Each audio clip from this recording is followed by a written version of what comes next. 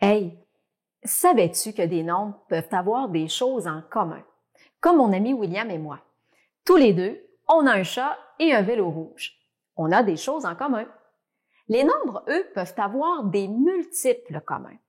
Par exemple, les nombres 4 et 6 ont 12 et 24 comme multiples communs.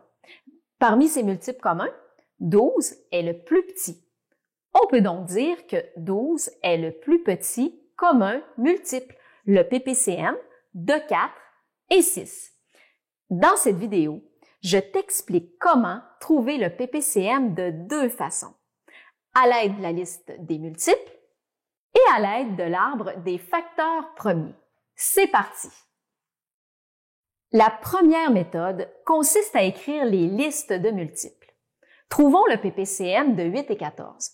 J'écris d'abord la liste des premiers multiples de chaque nombre. Ensuite, je repère les multiples communs à 8 et à 14. Maintenant, j'identifie le plus petit d'entre eux. Voilà, 56 est le PPCM de 8 et 14. J'ai une autre méthode à te montrer, celle des facteurs premiers. Pour te montrer que les deux méthodes mènent au même résultat, je vais encore trouver le PPCM de 8 et 14. La première étape consiste à faire l'arbre des facteurs premiers de chaque nombre. Quand c'est fait, j'identifie les facteurs premiers de 8 et 14. Ce sont les chiffres au bout des branches. Ensuite, je les écris et je poursuis en identifiant les facteurs premiers communs à au moins deux nombres. Dans ce cas-ci, le seul facteur commun est 2.